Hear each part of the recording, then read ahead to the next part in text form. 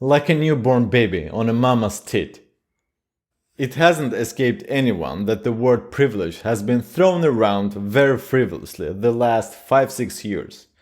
I would like to talk about the misconstrued meaning of privilege and in general unfairness of life. It has become a standard deflection of opinions of somebody who doesn't fit the narrative, especially regarding white Western males and myriad of other cases. Privilege, as per definition, is a special right, immunity, advantage of one person or a group over another person or another group. So let's dive deep into what it means and why do we use it so often nowadays. Sure enough, we cannot deny the fact that people are dealt range of different hands when playing the game of life. We all have different starting points, but that doesn't have to define where you will end up at. Some have the luck to be born in free countries, relatively speaking, of course. Others not so much. Being brought up in misery, destruction,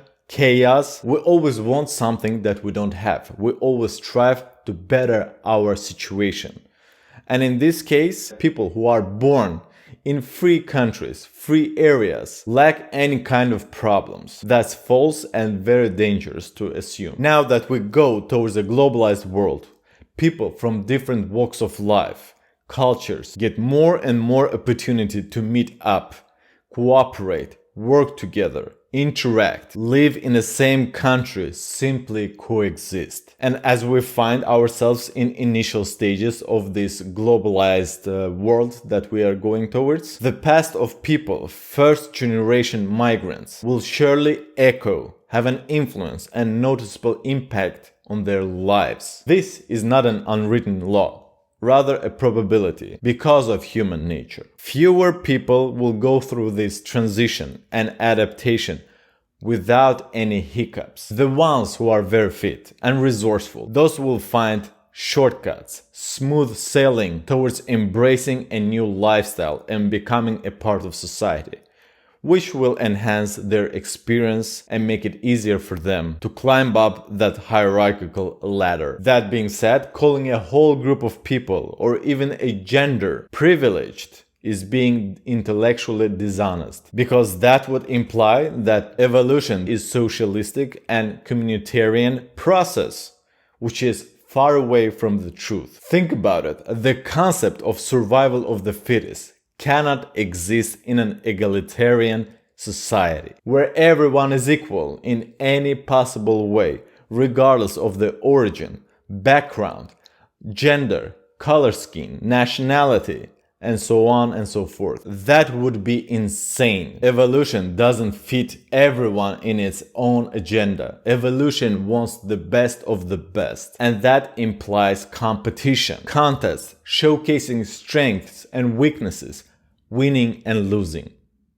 I touched slightly on this topic in a previous video about environment consuming you. Evolution demands winners and losers. Otherwise, it cannot be a process of selectivity. It has to establish the suitability of those who will continue the legacy of humankind and other animals as well. Evolution needs contrasts. It's not what you're dealt, but how you will play out that hand. Merits, adaptation, survivability in the harshest environment is what will increase the probability of a specimen's flourishment in life. And for that, we have to go through trials and tribulations, adversities, hardships.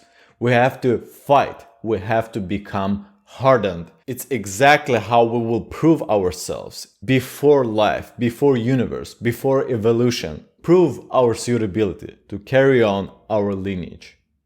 By incorporating the concept of privilege, we make people handicapped. We rob them the opportunity to improve and become better, and make them even so dependent on the big brother. Like a newborn baby on a mama's tit, growth happens through suffering and adversities. And when we acknowledge the privilege of one person, we empower the other one, automatically, without any struggle or hardship or suffering. Life has never been about fairness. Fairness is just a concept created by us, human beings.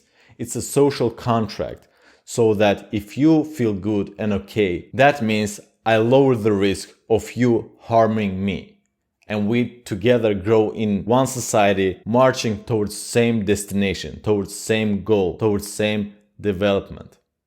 Fairness is merely ego's defense mechanism, wanting a place under the sun, yet unwilling to pay the price. Fairness is an illusion.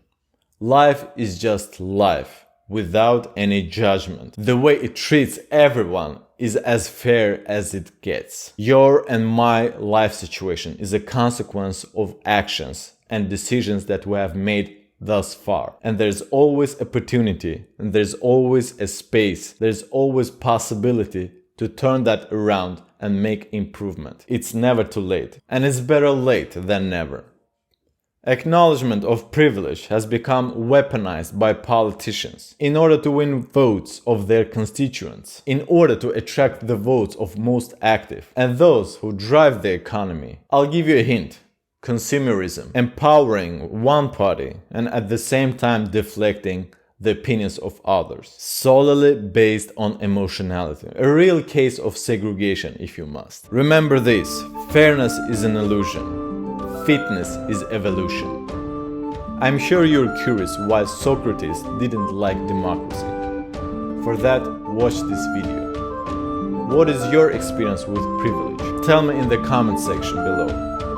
But for now, Hossein out!